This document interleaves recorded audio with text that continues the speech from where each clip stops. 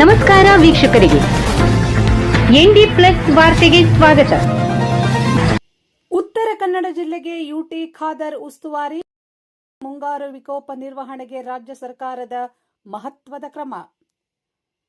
ರಾಜ್ಯದಲ್ಲಿ ಮುಂಗಾರು ಮಳೆ, ಪ್ರವಾಹ, ಭೂಕುಸಿತ ಸೇರಿದಂತೆ ವಿವಿಧ ನೈಸರ್ಗಿಕ ವಿಕೋಪಗಳನ್ನು ಪರಿಣಾಮಕಾರಿಯಾಗಿ ಎದುರಿಸುವ ಉದ್ದೇಶದಿಂದ ಕರ್ನಾಟಕ ಸರ್ಕಾರ ಮಹತ್ವದ ನಿರ್ಧಾರ ಕೈಗೊಂಡಿದೆ.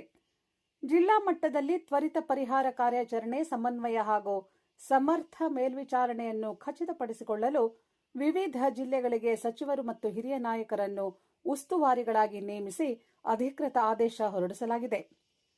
ಈ ನೇಮಕಾತಿಗಳ ಭಾಗವಾಗಿ ರಾಜ್ಯ ವಿಧಾನಸಭೆಯ ಸಭಾಧ್ಯಕ್ಷರಾಗಿದ್ದ ಯುಟಿ ಖಾದರ್ ಅವರಿಗೆ ಉತ್ತರ ಕನ್ನಡ ಜಿಲ್ಲೆಯ ಪ್ರಕೃತಿ ವಿಕೋಪ ಉಸ್ತುವಾರಿ ಜವಾಬ್ದಾರಿಯನ್ನು ಮುಂದಿನ ಆದೇಶದವರೆಗೆ ವಹಿಸಲಾಗಿದೆ.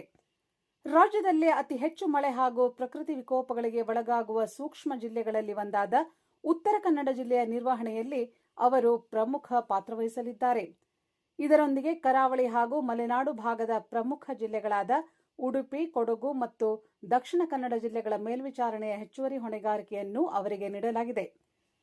ರಾಜ್ಯ ಸರ್ಕಾರ ಹೊರಡಿಸಿರುವ ಅಧಿಸೂಚನೆಯ ಪ್ರಕಾರ ಮಾನ್ಯ ಉಪಮುಖ್ಯಮಂತ್ರಿ ಹಾಗೂ ಸಚಿವರುಗಳನ್ನು ಒಳಗೊಂಡಂತೆ ಒಟ್ಟು 13 ಮಂದಿಗೆ ವಿವಿಧ ಜಿಲ್ಲೆಗಳ ಉಸ್ತುವಾರಿ ಜವಾಬ್ದಾರಿಗಳನ್ನು ಹಂಚಿಕೆ ಮಾಡಲಾಗಿದೆ.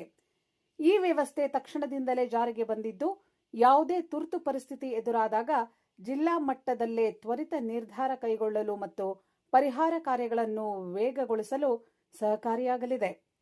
ಮುಂಗಾರು ಅವಧಿಯಲ್ಲಿ ಜನರ ಸುರಕ್ಷತೆ, ಜೀವಹಾನಿ ಹಾಗೂ ಆಸ್ತಿ ನಷ್ಟವನ್ನು ತಗ್ಗಿಸುವ ನಿಟ್ಟಿನಲ್ಲಿ ಸರ್ಕಾರದ ಈ ಕ್ರಮ ಮಹತ್ವದ್ದಾಗಿದ್ದು, ವಿಕೋಪ ನಿರ್ವಹಣೆಯಲ್ಲಿ ಇನ್ನಷ್ಟು ಪರಿಣಾಮಕಾರಿ ಆಡಳಿತಕ್ಕೆ ನೆರವಾಗುವ ನಿರೀಕ್ಷೆ ವ್ಯಕ್ತವಾಗಿದೆ.